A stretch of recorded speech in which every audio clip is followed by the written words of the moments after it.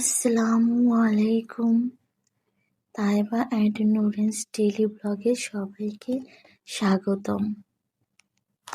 শীতের সকালবেলার মিষ্টি মিষ্টি রোদ। আজকে তোমাদের সাথে শেয়ার করব আমার পুরো দিনের গল্প। সকালটা শুরু করলাম আমার প্রিয় একটা রেসিপি সবজি খিচুড়ি দিয়ে। চাল ডাল ধুয়ে কাটা সবজি ও মশলা দিয়ে মেখে নিলাম।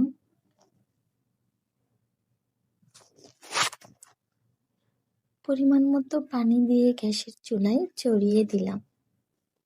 দুপুরে রান্না করব গরুর গোশ।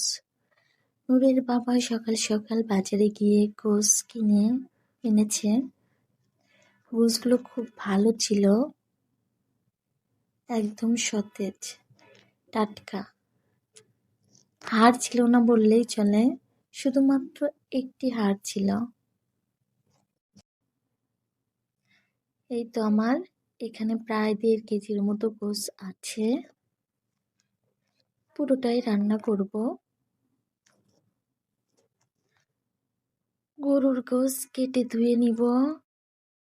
আমিও মাঝে মাঝে বাজারে যাই বাজার করতে, কিন্তু ভালো বাজার করতে পারি না। বিশেষ করে এত ভালো গরুর গোশ কিনতে পারি না। তো নূরের বাবা অনেক ভালো বাজার করতে পারে। এখন গোশ রান্না করার জন্য পেঁয়াজ, রসুন, আদা, মরিচ কেটে নিলাম। অন্যান্য মশলাও রেডি। এখন ধুয়ে রাখা গোছের মধ্যে সমস্ত মশলা এক এক করে দিয়ে ভালোভাবে মাখিয়ে নিব। এর মধ্যে আমি পেঁয়াজ বেরেস্তাও দিয়েছি।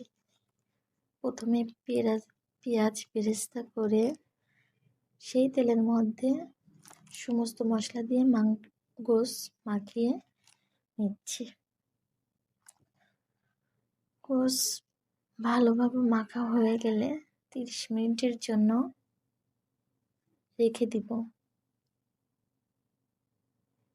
এতে গোশের মধ্যে ভালোভাবে মশলা ঢুকে যাবে, খেতে অনেক টেস্ট হবে, মজা হবে।